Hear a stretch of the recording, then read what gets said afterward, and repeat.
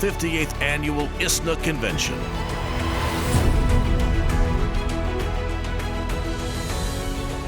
Reimagine and rebuild with renewed resolve.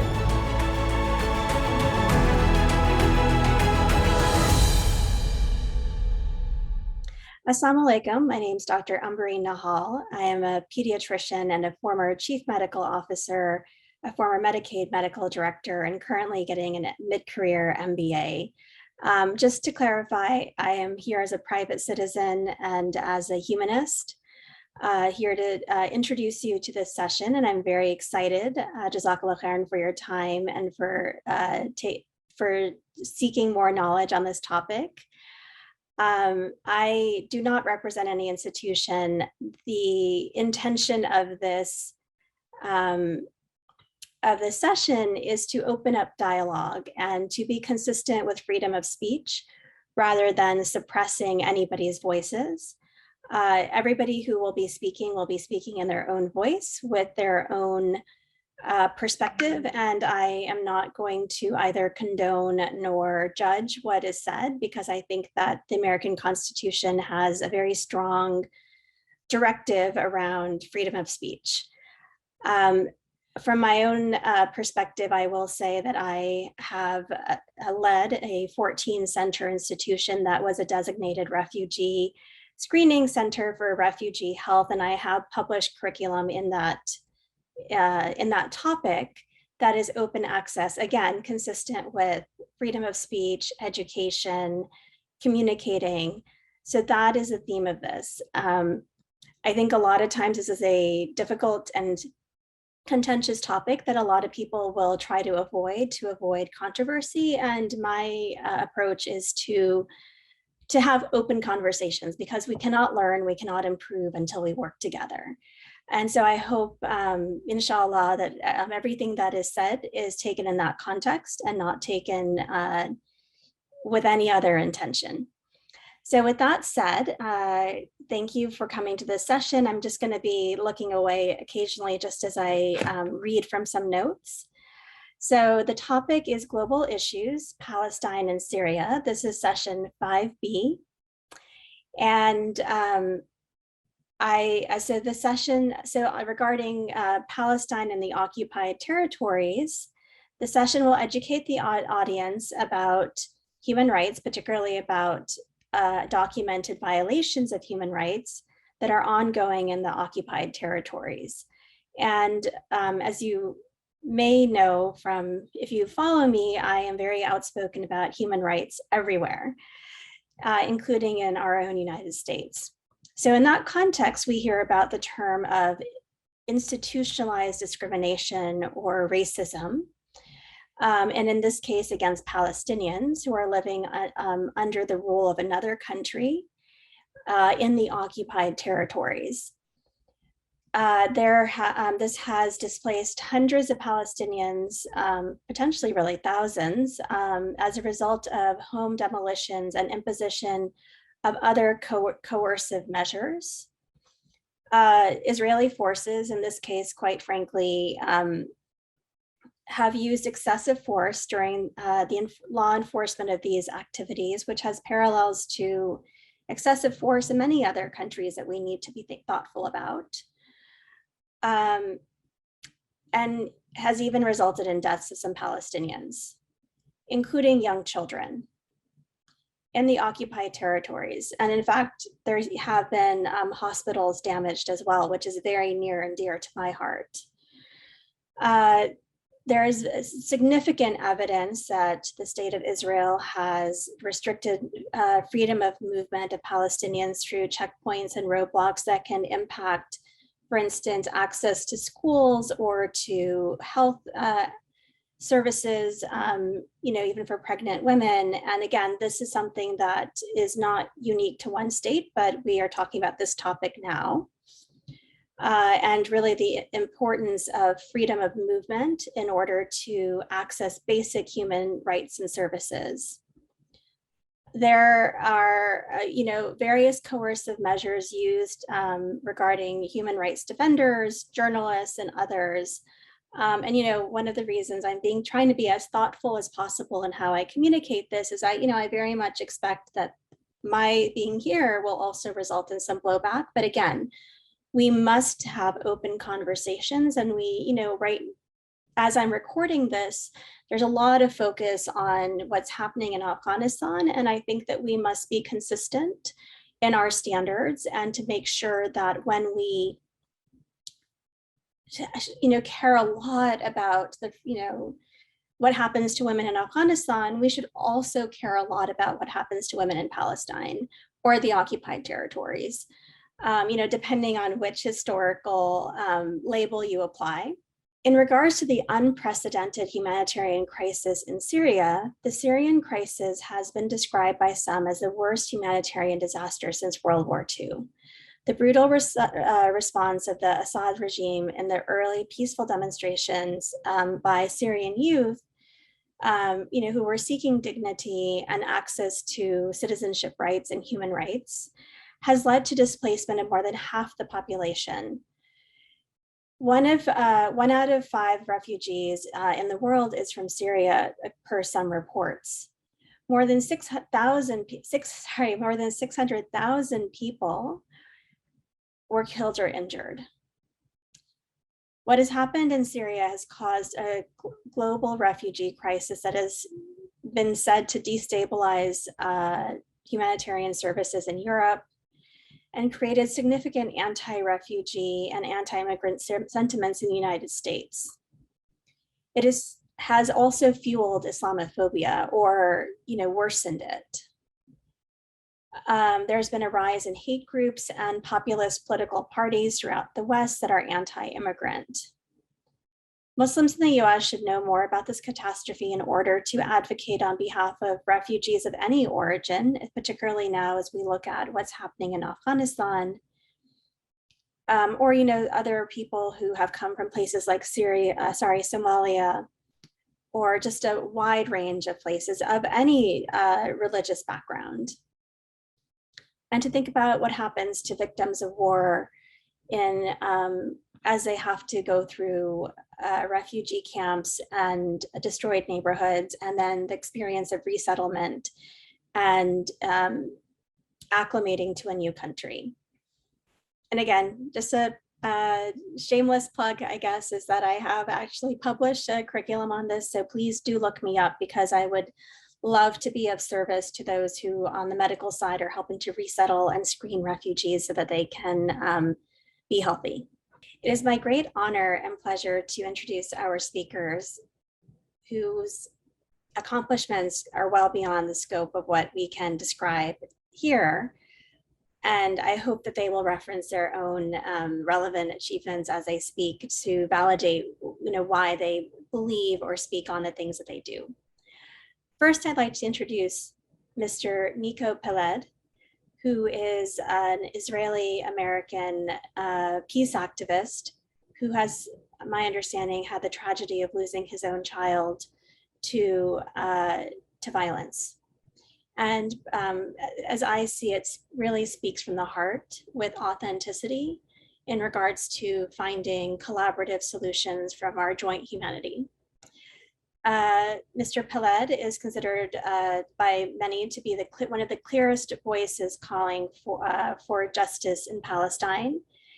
And his chosen approach to this is in regards to BDS, or boycott, divestment, and sanctions, for accountability for actions in regards to international law, and the creation of a single democracy with equal rights for all, in what was historically called Palestine, and now would be something that we create together.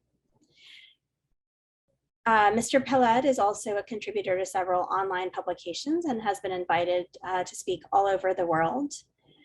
He has had the opportunity to advocate for the creation of one democratic state and equal rights, and is a frequent contributor to multiple groups. And I know I did not do full justice to the full portfolio of Mr. Peled's work. So please do read his bio and look him up and listen to what he has to say. Jazakallah khair for being here.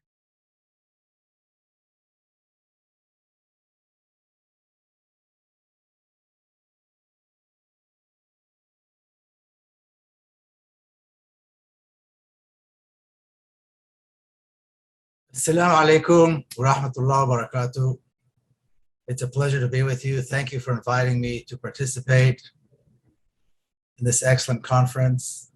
I'm honored to be part of this. I am here in Washington, D.C. right now, but I just landed a couple of days ago from Palestine. And having been there for a couple of weeks, I've experienced what many people do when they visit Palestine, which is a combination of sadness and pain and tragedy and destruction all at the same time, all combined. And it's very difficult. It's very difficult to go to Palestine, see what is happening, see the level of destruction, see the pace with which the Zionist state is engaged in oppression and destruction. And one can't help but feel a sense of hopelessness sometimes. I was there in May as well during the uprising, and I was sitting in Jerusalem, less than 100 kilometers away from Gaza, where Israeli warplanes were dropping bombs. And again, there's a terrible sense of helplessness. And so it's good to be part of a conference like this. It's good to talk to people who care, people who listen, people who want to make a difference. And of course, people who understand why we need to make a difference, why this issue, the issue of Palestine, is so important. And I believe very, very deeply that just like other issues defined their generations, whether it's civil rights in America or apartheid in South Africa, the struggle against those, against oppression in both these cases. The issue of Palestine and the struggle against the apartheid regime in Palestine and the Zionist occupation of Palestine will define our generation, will define everyone who is alive today. So it's good to be with people who are on the right side of the issue. It's very interesting. I travel when I'm in Palestine, I go everywhere. I see the Naqab in the south. I see the cities of Hebron and Nablus and Jenin, and of course Jerusalem. I go to Jaffa, all the way up to the Al Jalil, to the Galilee in the north. And while the country is beautiful, the landscape is beautiful, the pace with which the destruction, like I said, and the oppression goes on is really quite frightening. In the Naqab, which is the entire southern half of Palestine, Palestinian Bedouin are struggling to survive in ways that are, again, quite unbelievable. And their heroism and their steadfastness is impressive. But they're fighting against the odds. In the last several years, there have been over 2,000 home demolitions in the Naqab alone. In that region alone, over 2,000 home demolitions per year in that region alone. And these, the Palestinian Bedouins are citizens of the state of Israel, which of course is a designation that is quite meaningless in many ways. I visited the city of Lid, which many people don't realize sits almost exactly between Jaffa on the coast and Jerusalem. And it's a city that has a history that goes back as far back as the city of Jericho, which is one of the oldest cities on earth. And the state of Israel is not interested in unearthing archaeology that does not align with its ideology, with its Zionist ideology and its Zionist mythology. So there's a great deal of knowledge, and there's a great deal of history there that Israel does not want to unearth, and in many cases destroys. But it's a city with a great deal of pain and a great deal of oppression and suffering. It's what's called a mixed city. So you have an Israeli Jewish population, mostly immigrants, new immigrants, and Palestinians of all sorts, most of whom are refugees, actually, because the city of Lid in 1948 suffered what might be perhaps the worst of the ethnic cleansing in terms of massacres, in terms of the expulsion of people from their homes. And yet in May, during the uprising that we saw in May throughout all of Palestine, the city of Lid actually played a very important role.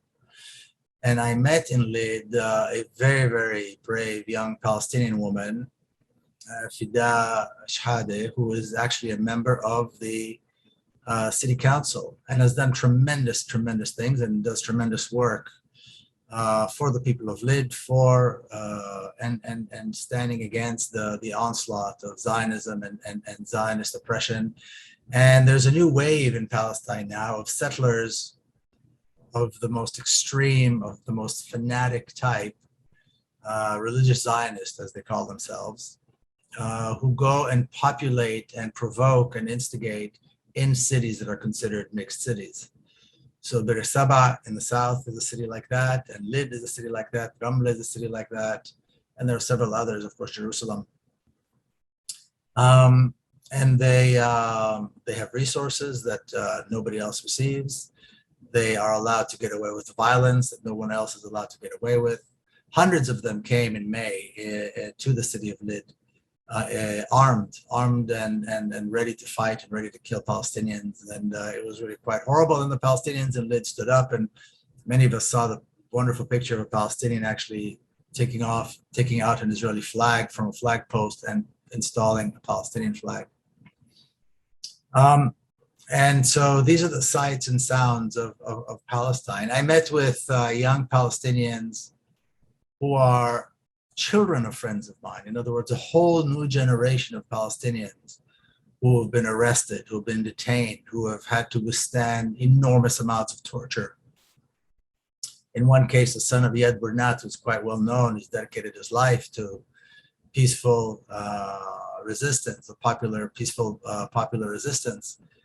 His son just came out of, one of his sons came out of over 50 days of interrogations, over 20 hours per day of interrogation, sitting in a small chair, handcuffed, extreme pain, of course, sleep deprivation and enormous light and noise and all kinds of terrible treatment, terrible, exposure to terrible things. And the look on this young man's face as we were talking to him was really quite horrible. And to see this happening to yet a whole new generation of Palestinians, a younger generation of Palestinians. We know that in May, the entire uprising in May was really run by young Palestinians, people who are, maybe 20 and under. And they're very brave, and they stand up and they fight for their rights. Thousands were detained, and I'm talking about not the West Bank, I'm talking about Palestinians who are citizens of the state of Israel. Thousands were detained. There are hundreds of court cases, and people were charged with all kinds of security violations and so on. And then we come to the city of Jerusalem. And one of the things that I was able to do in my previous trip in May, right after Ramadan was over, and we all remember the sights of Jerusalem during Ramadan when young Israelis were running through the old city, yelling death to Arabs, terrorizing Palestinians in their homes and in their businesses. And then we saw the sights of thousands of young Israelis dancing in the plaza in front of the Burak, in front of the Western Wall, as police were up at the top on the hill. Inside Al-Aqsa, shooting, tear gas, shooting live ammunition. I know people who were there who experienced this and told me about it. And then we saw the fires right outside the mosque. And the sight of the fires right outside the mosque on the mount, and the Israelis, these zealot, fanatic young Israelis dancing, thousands of them, as this was going on, was frightening. I was able to speak to a gentleman from the Waqf, which is the authority that takes care of Al-Aqsa this time. I had an excellent interview, which I will post soon on my podcast, the Nico Pello podcast. And it's really quite frightening what is happening in Jerusalem, what is happening with Al-Aqsa, and the speed with which Israel is progressing. And as I was seeing the sights, and as I was speaking to this gentleman, Mr. Dr. Natche from the Waqf in Jerusalem, I was remembering, as a young Israeli, growing up as I did, a young Israeli in a very Zionist family, being brought up with as much Zionism as one could possibly imagine. I couldn't help remember all the indoctrination that I received as a secular Israeli, and I'm not even talking about religious, this is not a religious issue, of the yearning to rebuild the third temple. And some of you may recall immediately before, or just before the 1967 war, a very well-known Israeli songwriter came out with a song called Jerusalem of Gold.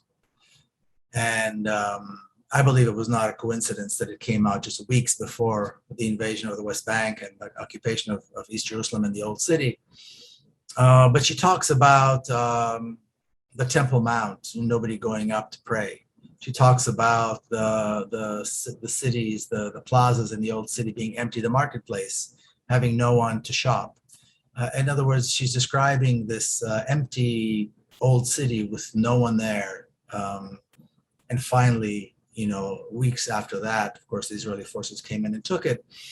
And the most iconic sentence that anybody remembers from the 1967 war, certainly on the Israeli side, is when the Israeli commander took the Al-Aqsa, took the old city in Al-Aqsa, and he said over the radio, Har Habayit biyadenu, the Temple Mount is in our hands. Now, these are secular people. This is not something, we were not brought up with a religious yearning for the old city or for Al-Aqsa, or as they call it, the Temple Mount.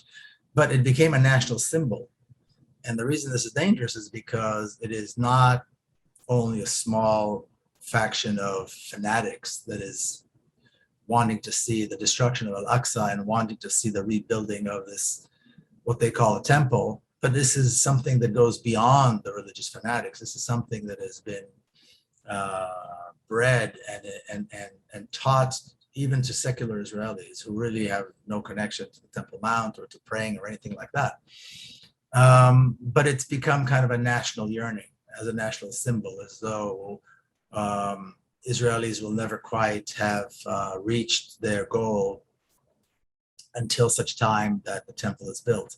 And why this is true, who knows? But this is the sense that this is what's been indoctrinated and pumped into us. And there's many, many, many songs, folk songs, Israeli folk songs, again, not religious ones, that talk about the yearning to build a temple. And this is very, very dangerous because, as some of you might know, the settlers conduct these provocation tours throughout Al-Aqsa, throughout the compound.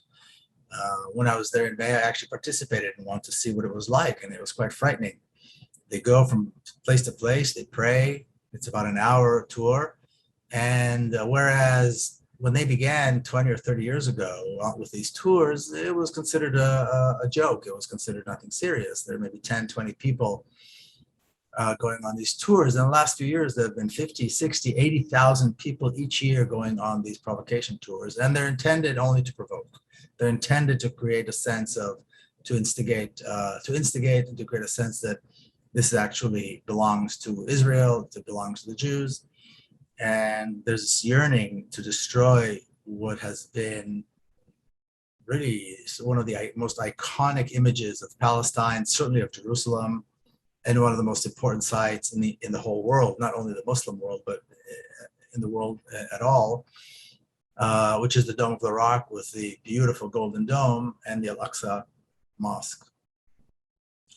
So I say all this just to get the point across that the situation is extremely, extremely severe, that Israel is moving forward at a lightning speed.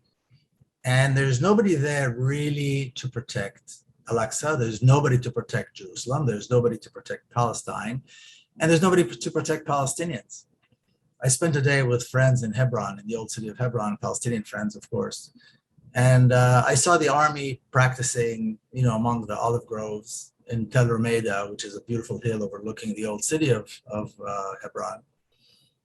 And they a young man was walking, who lives there, was walking, going home, and he was detained. Some 20 soldiers pounced on him, held him to the ground, then held him at gunpoint. If it wasn't for the courage of my friend Isa Amro, who runs the Youth Against Settlement organization right there on Tel Rumeida, his courage to stand up go down to the soldiers, demand that they lower their weapons, which they did, shockingly, and explain to them that this man lives here and they have no right to do what they did. If it wasn't for that kind of courage, then this man probably would have ended up in jail. Who knows? ISNA himself could have ended up dead. And there's no recourse. In other words, they could have turned their guns and shot him. I mean, I was there, and I'm obviously, they could tell that I was from the outside and I was filming. But there's really nobody there to guarantee the safety of Palestinians. There's nobody there to guarantee the lives of Palestinians. Young people, old people, monuments, mosques are all for grabs, are all being destroyed at a very rapid pace. And I know this sounds very dark and this sounds very depressing, but I think it's crucial that we all get a sense of just how urgent it is that we act, how urgent it is that we explain to our friends, explain to our neighbors who are perhaps not as knowledgeable, who don't have a stake in Palestine, why they need to intervene, why they need to stand up, why it is so important that our elected officials here in this country stop supporting Israel, that they understand that there should be zero tolerance to Zionism, just like there should be zero tolerance to any form of racism. People talk about anti-Semitism and how there should be no tolerance to anti-Semitism. Well, there should be no tolerance to any form of racism, white supremacy, anti-Semitism, but Zionism is a form of racism. It's a very, very severe, very violent form, and it is destroying Palestine and Palestinians as we speak. In fact, that is what its declared purpose is. So I think it's crucial that people understand that when an elected official aligns himself or herself with Zionism, they need to understand they will not be reelected. And Zionists understood very early on, and I'm talking about 100 years ago, that in America, all politics is local. And so it doesn't matter if someone's running for city council, even school board. They get to them, they talk to them, they send them information, they invite them on junkets to go see how beautiful Israel is. And they come back, of course, all excited, enthusiastic, and even more Zionist than they were before they left. But it's crucial that our elected officials understand that there should be no tolerance to Zionism. Anyone who aligns himself, anyone who proudly, like President Joe Biden says, I'm a Zionist, that should not be acceptable. Just like it would not be acceptable to declare I am an anti-Semite or I am a racist and a white supremacist, which today, of course, is not acceptable. We have to act. We have to act now. You know, I wear this badge whenever I speak to remind people of how important it is that we heed the call of the Palestinian people and demand boycott, divestment, and sanctions against the state of Israel. In the Tokyo Olympics just now, there were two very courageous athletes. Both of them were competitors in judo, an Algerian and a Sudanese. And they refused to step up to the mat and compete against members of the Israeli team. That is what we're talking about. Now, we all know just how hard it is to get into the Olympics, how hard these athletes must have worked in order to get into the Olympics. And then to get to a point where you have an opportunity to compete and say no. Principle comes first. We will not give legitimacy to that flag, to people who represent a racist, apartheid, violent state. That takes enormous courage. That takes enormous sacrifice. And I believe very, very, very, very deeply that these two athletes will be remembered as the heroes of the 2021 Olympics. And I really hope that the next Olympics and other sporting and cultural and academic events, we will see more of this. We have to see more of this. There has to be action on the part of every single person to support Palestine, because there's nobody else. Nobody stands up to support and protect Palestinians. And these two athletes, did what they believed was within their power. they stood up and they said no. And of course, they were criticized, they were sent home, they were ostracized, but they did the right thing. And they, I believe, were great role models, great athletes. I did martial arts myself almost my entire life, and I know that them being judo competitors, martial arts is more than just fighting and winning. It's about standing up for what's right, and that's precisely what they did. And as Olympic athletes and as martial artists, I think the world will remember them as the heroes of the 2021 Olympics. And by the way, this was in Japan where judo was invented. So the Palestinians have come out and given us a pathway. Palestinians have come out and given us a gift. It's called the demand for boycott, divestment, and sanctions. All we have to do is follow the pathway that was given to us by Palestinian civil society in Palestine. And the demands of BDS are very simple, are very moderate, I would say, very reasonable. Ending the military occupation, which there already is an international consensus. There are already United Nations resolutions about this. Allowing the refugees to return, the return of the refugees, and there's a UN resolution which has been reinstated God knows how many times and reaffirmed, I believe, more than any United Nations resolution, Resolution 194. That calls for the return of the refugees, and then equal rights. And then how can you argue with equal rights unless we are supportive of racist regimes? Because the only place where equal rights can be argued against is in a racist regime, which is, of course, going back to the beginning, precisely what Israel is. And I was talking to a friend, a Palestinian activist, and we were discussing the repercussions. When you get involved, when you speak up for Palestine, when you say the things that I've just said, there are repercussions. People come after you, people claim you're anti-Semitic, people make all kinds of accusations. Well, my friend Iyad Burnat's 22-year-old son just came out of over 50 days, 20 hours, more than 20 hours a day of interrogation, which is really a code word for torture. If somebody calls me anti-Semitic because I point this out, if somebody calls me anti-Semitic because I choose to stand up against this racism and this oppression of Palestinians, that's a small price to pay. And the more of us that do this, the stronger we will all be. And the further we will come along in defending Palestine, in defending Palestinian activists, in defending Palestinian children, in defending the people in Gaza who will probably be bombed again.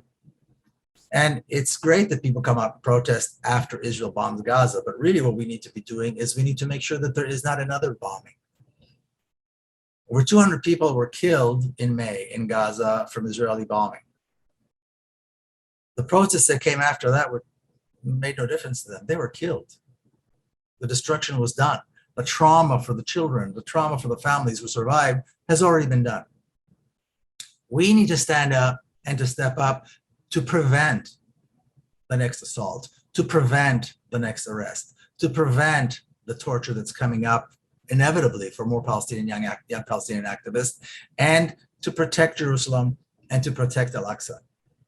I cannot say this enough. I cannot overstate just how high the stakes are today for Palestinians, for Palestine, for Jerusalem, and for Al-Aqsa.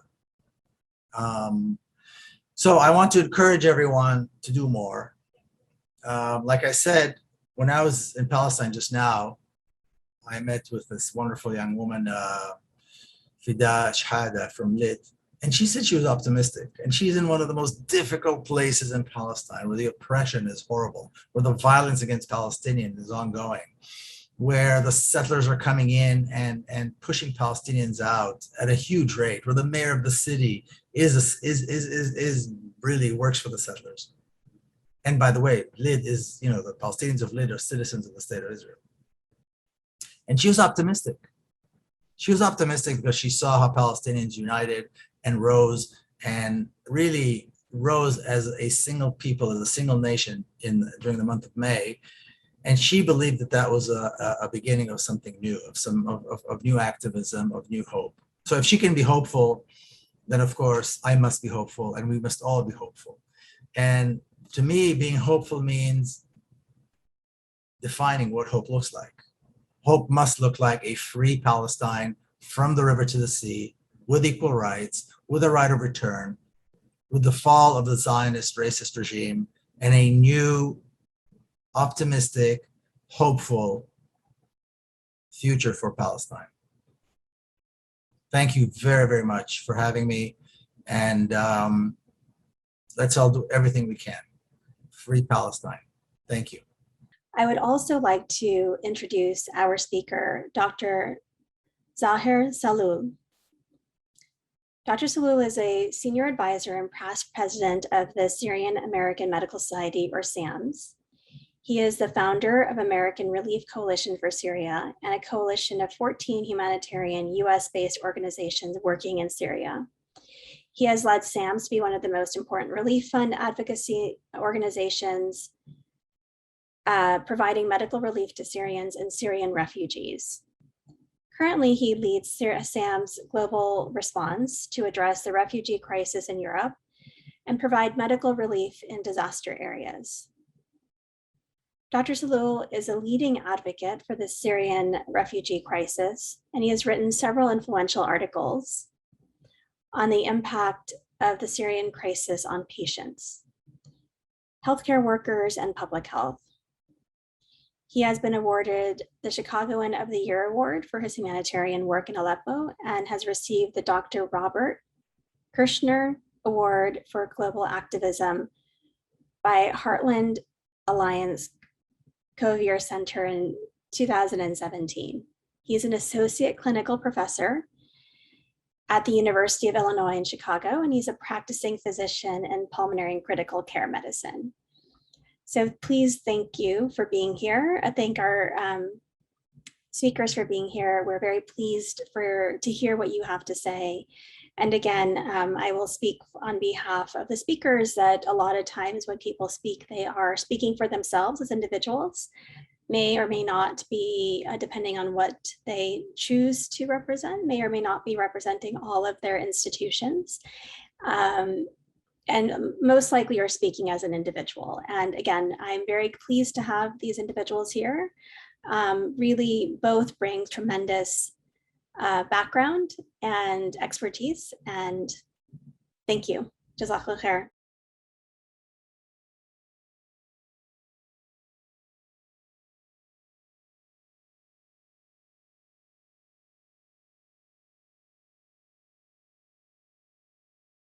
Assalamu alaikum wa rahmatullahi wa barakatuh. My name is Zahir Sahlul. I am a pulmonary and critical care specialist in Chicago.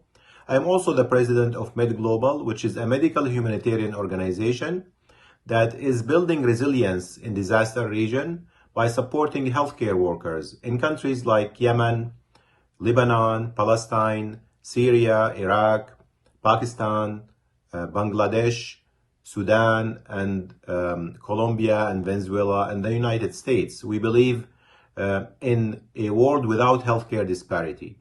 We send medical missions to support communities and partner with communities in disaster regions. So visit our website at www.medglobal.org.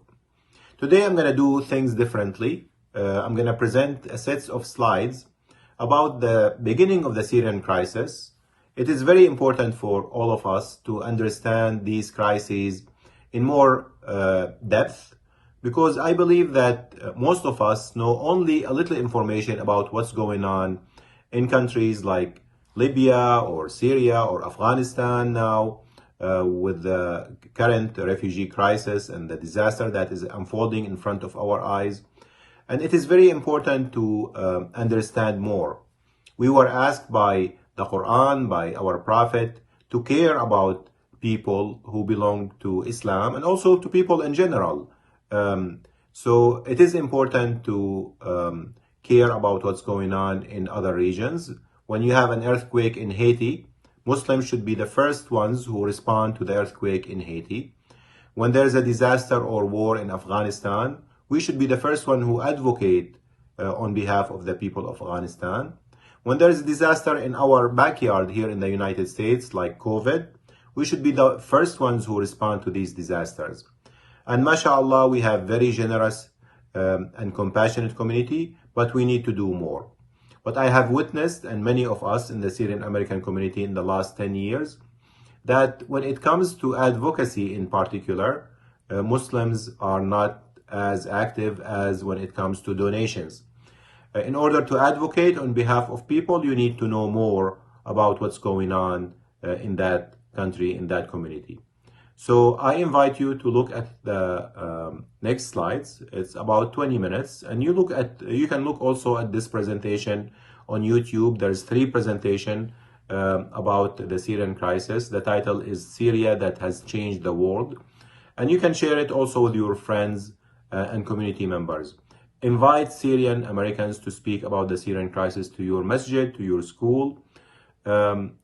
Be generous in donations. There is still 6.5 million Syrian refugees. Half of the population have been displaced. More than 600,000 people have been killed. There is 200,000 people who are in the prisons. And this is a crisis that affected all of us. Thank you very much for paying attention.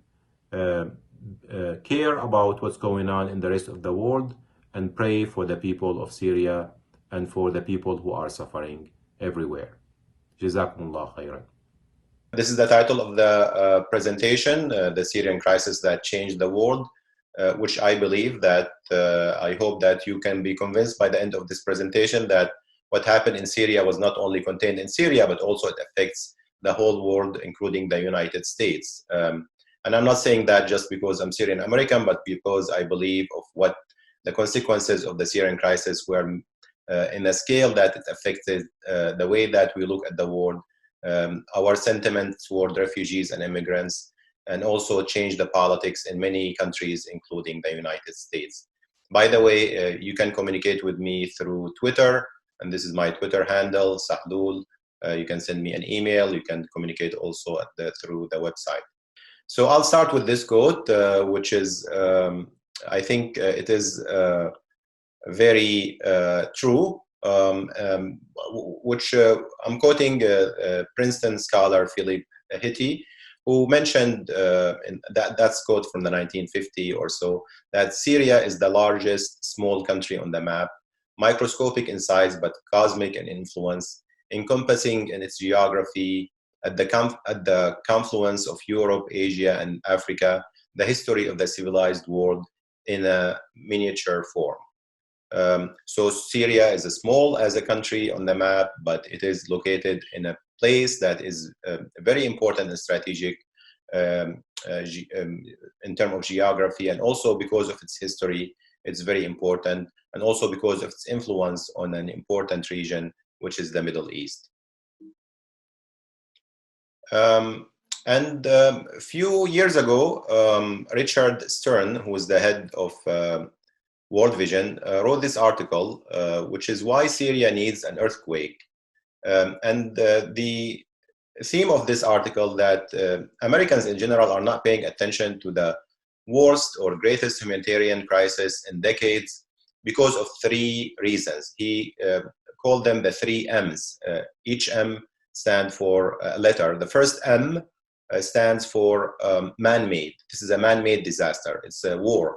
And usually we pay attention more to natural disasters than man-made disasters. He said in 1 week after the earthquake in Haiti, his organization received more donations than 6 years of crises in Syria, because Syrian crisis is man-made.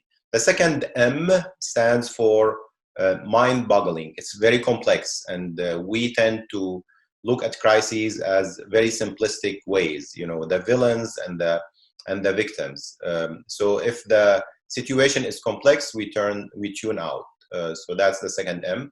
And the third M is for Muslims, because most of the victims are Muslims. And post 9/11, we have a tendency, and this is proven by many polls by Pew and others, that we have a negative view of Islam and Muslims in general. And because most of the victims in Syria are Muslims, then we have less attention by the American public to what's going on there. I wrote this article in Chicago Tribune a few years ago at the peak of the crisis, that shouldn't we pay more attention to Syria? And I think this still stands, that the scale of the crisis is very important because it's the worst humanitarian crisis since the Second World War. It's the worst refugee crisis since the Second World War. It is the intersection of the climate change, geopolitics, healthcare disparity, religion, and fragile states. There is a many instances of use of prohibited chemical weapons, which did not happen frequently in any other crises. There's undermining of medical neutrality and international humanitarian law. There are crimes against humanity and war crimes and even genocide in the mind of many Syrians. There is an impact on healthcare and stability in several important countries in the Middle East and even in Europe. There is a large number of Syrian refugees who were resettled in the West, including the United States. And we need to know more about who are these refugees, what are their health issues, what's their attitude, and so forth. And of course, there's a mental health crisis because of the scale of the violence in Syria. And also, lastly, it is affecting us. Because all of these reasons, we should care more about Syria. This is a map of the world's refugees population. And as you see, the Syrian refugees are the largest number of the world's refugees. There's about 25 million refugees nowadays. And these are the people who were displaced outside of their countries. 1 out of 4 of them were from Syria. And then the second would be Afghanistan. You have also 2.2 million from South Sudan, a large number from Myanmar, the Rohingya refugees. The difference between the Syrian refugees and the other refugees, you have many in Africa, for example, Central Asia, East Asia, that Syrian refugees are very close to Europe. And that we've witnessed the impact of that, of course, between 2014 2016, with the large number of Syrian refugees fleeing to Europe. This is not from Syria. This is a refugee camp in Bangladesh, in Cox's Bazar. We had a medical mission to provide healthcare to the Rohingya refugees. Most of the Rohingya refugees, about 1.2 million of them, who are the victims of genocide, are staying in camps like this. This is one of the largest camps that has 750,000 Rohingya refugees. They're mostly in Bangladesh. They're not able to move to other countries, and they are mostly camped. And this is very different than the Syrian refugees, as we will see. This is a graph that shows the impact of the Syrian crisis that started in 2011 on the number of the Syrian refugees. And as you see, we had a significant increase year after year of the number of Syrian refugees until now. Now they represent the largest number of refugees in the world. Before the crisis,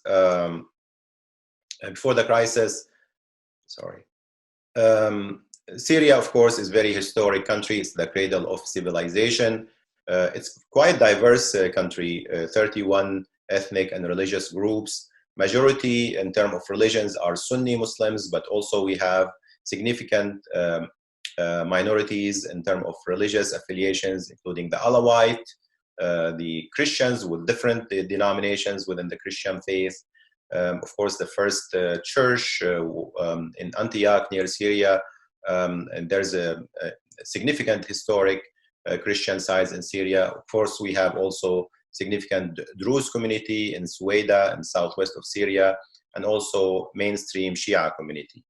There are many also ethnic groups in Syria. The majority are Arabs, of course, who speak the Arabic language, but also we have significant Kurdish groups, Turkmen and Assyrians. Damascus is the capitals, but Aleppo, Homs, Hama, Daraa, Latakia are also major cities. There are 13 governorates in Syria. There are 6 World Heritage Center sites and 12 tentative sites. These are some of the 6 UNESCO designated World Heritage Sites: the old city of Damascus, the old city in Aleppo. This is the longest bazaar in the world. This is Palmyra in Homs Governorate, and this is Qalat al-Husn in Arabic, Crac des Chevaliers, which is one of the castles that were built by the Crusaders near my city, Homs. It's middle-income country with good health care benchmarks before the crisis. It has diversified economy. It's not rich in gas and oil. It has very resourceful and large Syrian diaspora. Some of the estimate that there are about 20 million Syrians who live outside of Syria before the crisis in the United States, in Europe, in the Gulf states, in Latin America. There's large Syrian community in Brazil, Argentina, Colombia, and other places. There are holy and symbolic Muslim and the Christian sites. It has rich and turbulent history like any other country in the Middle East and the Old World. It was under the control of France or occupation, as we call it in Syria, until 1946, and before that it was occupied by the Ottoman Empire. Assad family has ruled Syria since 1970. Assad, Hafiz al-Assad, the father of the current president, ruled since 1970. One party ruled Syria, which is Al-Ba'ath Party, since 1963. It had a long drought before 2011 for about 10 years, which led to moving of large number of Syrians from the rural areas to the urban areas. About 2 million immigrated from rural to urban areas before 2011. And that was attributed to climate change. There's a high percentage of youth. More than 65% of Syrians are below age of 25. There's actually well-educated middle class in Syria. As many other countries that are in middle income, there was a drift from communicable to non-communicable diseases over the past 4 decades.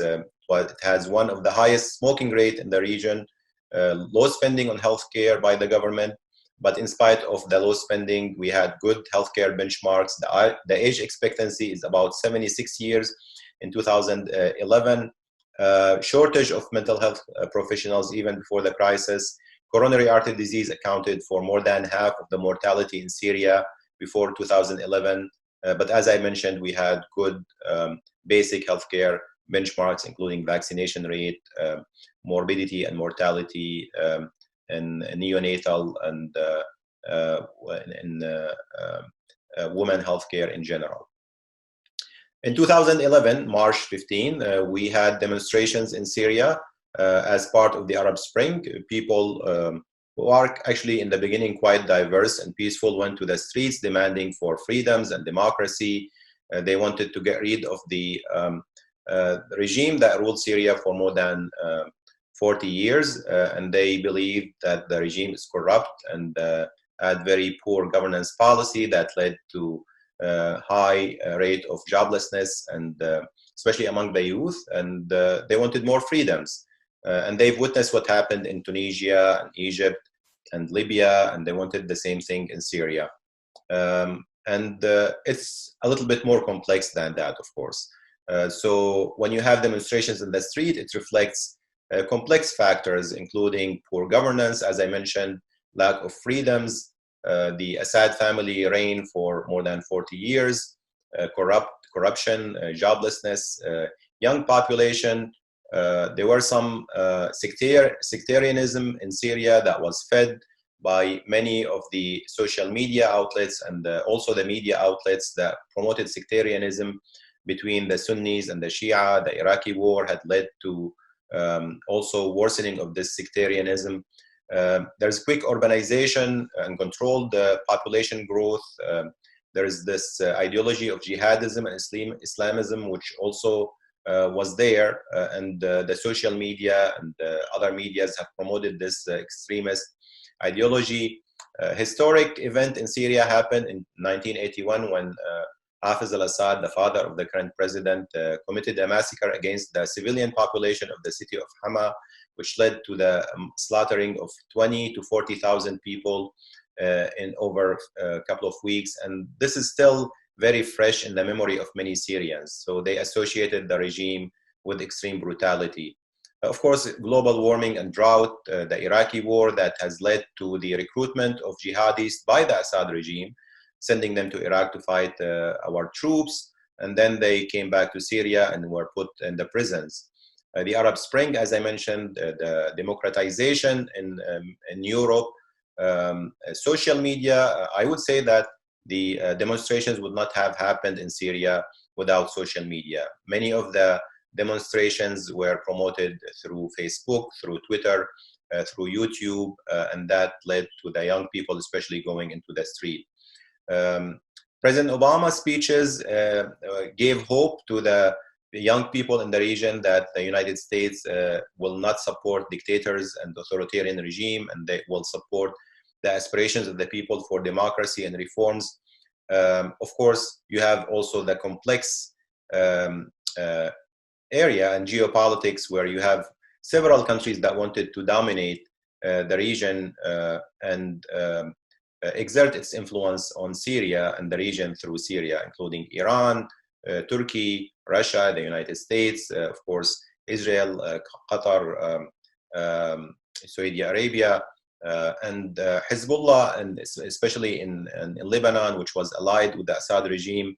And of course, you have the Kurds in Syria who were, the human rights were violated by the Assad regime, and they wanted to have more autonomous rule in Syria. All of these factors have affected what's happening in Syria and led to the current situation, and especially the early demonstrations in Syria. What was the response of the Assad regime? The Arab Spring, as we know, started in 2011. So we had dictators who ruled Tunisia, Egypt, Libya, and Yemen for a long time. They were forced out by February 2012. The first demonstrations in Syria happened in the city of Daraa in the south, close to Jordan, and on March 15, 2011, as a reaction to the Assad regime torturing children in that city who wrote on the wall of their school that your turn is coming, Dr. Assad, and that's his title. And in response to this writing on the wall, literally, these children were taken, detained, and tortured, and then sent to their family. Their family were humiliated. That led to the early demonstrations. The Assad regime had time to plan for the response for the demonstrations, learning from what happened in Tunisia, Egypt, Libya, and Yemen. So the first thing that they did, that they deployed snipers to shoot at peaceful demonstrators. They assassinated the peaceful leaders of the demonstrations and detained them and tortured them. They deployed the army in the street, and the army started to shoot at demonstrations, putting cities and neighborhoods under siege. They detained and tortured injured demonstrators and also the doctors who treated them. They militarized hospitals, so they put snipers on the roof of hospitals. They put security agents inside the hospitals who came and snatched injured demonstrators from the operating room, from the ICU, and detained them and killed them. They also detained physicians. Some of the hospitals which were public hospitals were transformed into torture chambers to injured demonstrations, according to Human Rights Watch and other human rights organizations. They also formed an armed, brutal paramilitary groups. They called them Al-Shabiha, and they publicized their videos of torture to scare the population. And they publicized also massacres that happened in the cities of Daraa, Al-Hula, Bayada, Daraya, Harasta, and Homs. You had these massacres that are very gruesome that were publicized by the social media. They tortured children. One of the famous children that was tortured, his name is Hamza Al-Khatib. He participated in early demonstrations in Daraa, and he was detained, tortured, then his dead body that is mutilated was sent to his family in 2011. There were incidents of mass rape, and that led to fear by the population. And gradually the local population started to arm themselves to defend their families, to defend the demonstrations, and defend their neighborhoods. There was no political concessions, and there were also sophisticated propaganda by the regime. They employed what's called the Syrian Electronic Army, that was spreading fake news and counteracting the demonstrations demands, and had certain messaging towards the West, directed especially at the West. And they had also employed certain Western journalists who basically promoted the regime's propaganda, talking to the extreme left and the extreme right in the West. They fed into sectarianism. They also, and that's the most important thing, that they employed or deployed indiscriminate violence against civilians in populated areas under the opposition control. And they provoked militarization of demonstrations and defection of army units and officers because of all of these policies. One of the things that they deployed is called barrel bombs. So these are barrels, literally big barrels, that are stuffed with TNT and shrapnels. Helicopters came, military helicopters, and dropped them on populated areas. And these are weapons of mass destruction. They're cheap and dumb. They destroy whole blocks and cause a lot of death and mutilation. And this is the impact of one of the barrel bombs in the city of Aleppo. It's interesting to see or hear some of the quotes of Bashar al-Assad, the president, who in one of the speeches in June 3rd, 2011 said, "When a surgeon in an operating room cuts and clean and amputate and the wound bleeds, do we say to him, your hands are stained with blood, or do we thank him for saving the patient?" Of course, Assad is himself a physician who got trained in the United Kingdom in 2 years as an eye doctor before he was taken back to Syria to become the president when his father died in year 2000. Industrial torture was deployed. Caesar was one of the military officers who defected, and he took with him files of 28,000 photos of people who were tortured to death. And these are exhibited in the United States Holocaust Museum. You can see these pictures of prisoners, people who were detained after the demonstrations, and they were tortured to death in 2014. People now estimate there are about 125,000 people inside the prisons. They labeled anyone who supports the opposition as a criminal or terrorist, basically using the same war on terror sentiments and premises to label everyone who provide aid to the opposition as a terrorist or criminal. And they labeled all oppositions as Islamist or Takfiris. They also did something that is very interesting in the beginning of the crisis, that they released jihadis who are the same ones who came back from Iraq and were put in the prisons, and they allowed them to organize and form armed groups which became ISIS and al-Nusra. They attacked healthcare workers and centers, and this is something that we have not seen in any other crises, the systematic attacks on healthcare systems in Syria, in areas that are under the control of the opposition. There were thousands of incidents that were documented of violations of international humanitarian law. They used siege as a tactic. They exploited the UN aid that was provided to Syria to channel it to areas that are perceived as loyalist, and denying areas that are perceived as restive or against the regime. And this is also documented by United Nations report. They used chemical weapons multiple times, as I will detail, and used barrel bombs, as I have mentioned. And they encouraged displacement of the population to neighboring countries, Lebanon, Jordan, and Turkey, to create some demographic changes in areas. They prevented safe return of the refugees. They benefited from the war economy. Even they the regime enacted laws to enforce demographic changes. One of them is law number 10, which basically makes the government able to deny people who ask for their houses, if they come back as refugees, deny them the ownership of their houses. They invited Hezbollah militias, Iran and Russia, and their paramilitary groups to participate in the war against its civilian.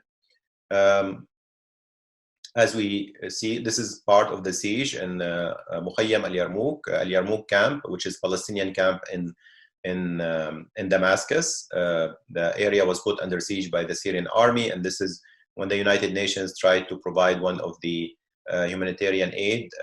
People came out from these buildings, wanted to have bread and food and so forth. It's a very famous picture in Syria. And this is one of the consequences of this policy, which is thousands of people fled Syria to neighboring countries. One of the speeches of Bashar al-Assad in August 20th, 2017, he said, "It's true that we lost the best of our young men as well as our infrastructure, but in return, we earned a healthier and more homogeneous society." Every time I prepare for a lecture about Syria, I have to change the figures. Valerie Amos, which is the past UN chief for humanitarian affairs, was quoted as, "Every time we use a new figure in relation to Syria, to the Syrian crisis, we say it is unprecedented." So these are some of the numbers. 500,000 to 1 million people were killed in Syria. At least 2 million were injured. 13.1 million in need for humanitarian assistance, according to the UN. 5.5 million registered refugees as of August 2020, used to be 6.5. So the numbers are decreasing because of the resettlement. 6.6 million IDPs inside Syria, including 2.5 million children. Only in this year, I mean, people may think that this is happening in the past. This year, 2020, we had an additional 1.1 million newly displaced people in Syria, in the province of Idlib, northwest of Syria, following a campaign of airstrikes by the Syrian regime and the Russian. Most of the IDPs in Syria were displaced up to 8 or 9 times before they ended up in some of the refugees camps, or displaced camps, or other areas. There are 6.2 million Syrians in hard-to-reach areas in the northwest and northeast of Syria. 4 out of 5 Syrians have no jobs, 80% below the poverty line. We have a lost generation of Syrian children. We have disintegration of public health system, regional refugee crisis created by the displacement. A global refugee crisis was created of the displacement of Syrians. An average life expectancy dropped to 69 years from 76 years, which is similar to the life expectancy in Syria 29 years before the crisis. This is one of the drawing of a second grade student in the city of Aleppo who had post-traumatic stress disorder. We use art therapy to treat these children. And he drew this picture of helicopters that are dropping barrel bombs, houses on fire, and children who are dead and mutilated, and children who are alive. And what's very interesting in this picture, that the children who are dead are smiling, and the ones who are living are crying. When Syrians who fled to Europe, to Germany, were asked which are the most important internal events that have led to the current situation in Syria, the majority of them, they said the Assad military response to the demonstrations. Some say it's related to ISIS and other jihadist group, military action by the rebels or the demonstration, but the supermajority blame Assad military response to the demonstration. And this is a map of Syria, now Syria is divided into 3 major areas. You have most of the Syria that is controlled by the government, this area. The northwest is under the control of the rebels or the opposition. The northeast is under the control of Kurdish rebel groups or SDF. And there are areas in the north that are under the control of Turkey here and here. So Syria is still a divided country in terms of who controls what, which makes humanitarian assistance and medical aid is more complex. If you are providing aid in this area, you won't be able to provide aid in government-controlled areas or in Kurdish-controlled areas, and vice versa. This is an review article about the impact of the war in Syria on healthcare, focusing on pulmonary and critical care and sleep medicine. It's a good review article about the impact of war in general on healthcare and what has been done to build resilience with within the Syrian context.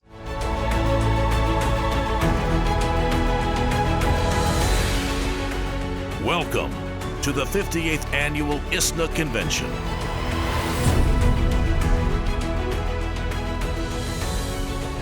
Reimagine and rebuild with renewed resolve.